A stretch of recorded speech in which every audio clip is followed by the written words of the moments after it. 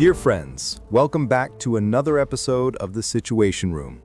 What happened at dawn today could mark a turning point in one of the most brutal conflicts of our time.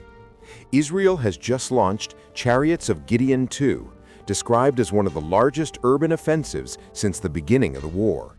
The target, the very heart of Gaza City. Before we dive in, don't forget to subscribe to the channel and hit the notification bell. This operation carries not only military weight, but also symbolic meaning. For Tel Aviv, Gaza City represents the heart of resistance and Hamas's last significant bastion. Breaking through this defense is seen as the final stage of a campaign that has dragged on for nearly 2 years, a campaign marked by heavy political, human, and diplomatic costs. Israel already controls about 75% of the entire Gaza Strip, but the capital of the region remains a strategic stronghold, both for its location and its symbolic value.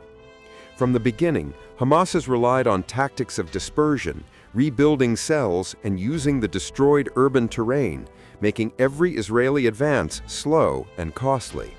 Even with Israel's aerial and technological superiority, the group's persistence in maintaining small pockets of resistance has prolonged a war that, in its first months, seemed headed for a quick conclusion. Today, the narrative has shifted. The conflict has become one of attrition, with street battles and the constant difficulty of distinguishing fighters from civilians. The operation began with intense air and artillery bombardments aimed at weakening defensive positions and opening corridors for the advance. Soon after, 2 full divisions of the Israeli army were mobilized, with a third held in reserve, ready to respond to counterattacks or reinforce the siege.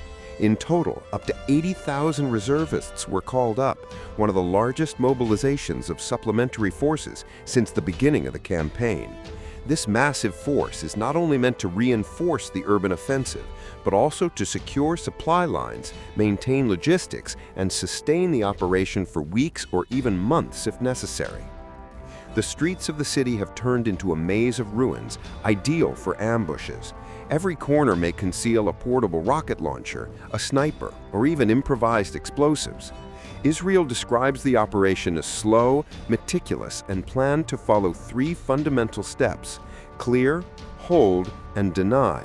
In other words, expel the fighters, remain in place, and prevent Hamas from returning, something that has already happened in previous offensives, when supposedly pacified areas were reoccupied by armed cells.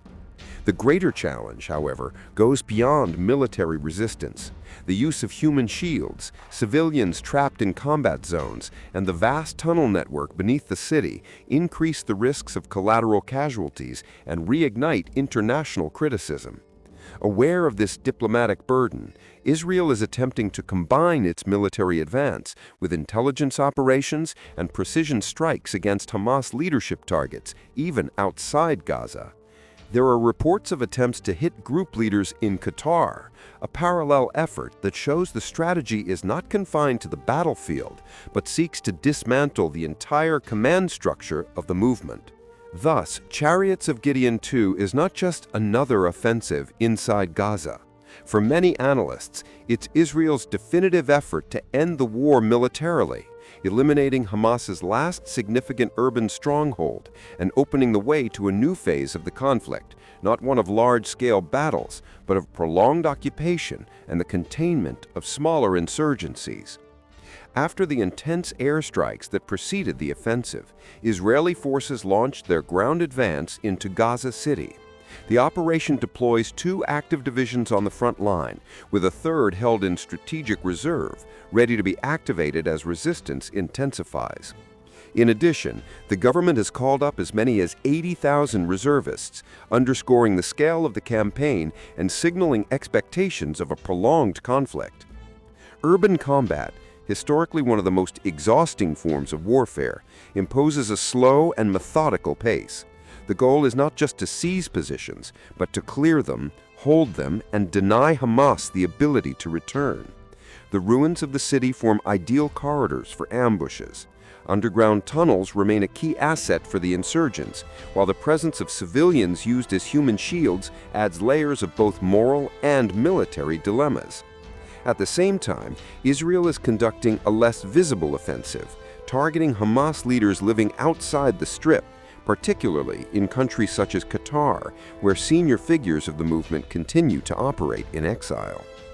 From a military standpoint, the challenge is monumental.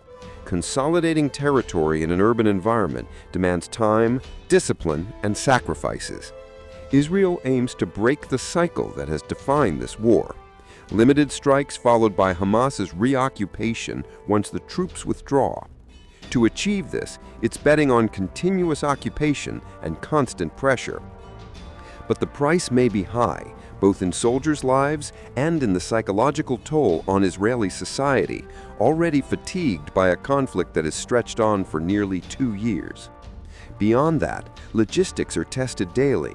Securing accurate intelligence, steady supplies, and adequate rest for the troops will be crucial to sustain the momentum of the offensive.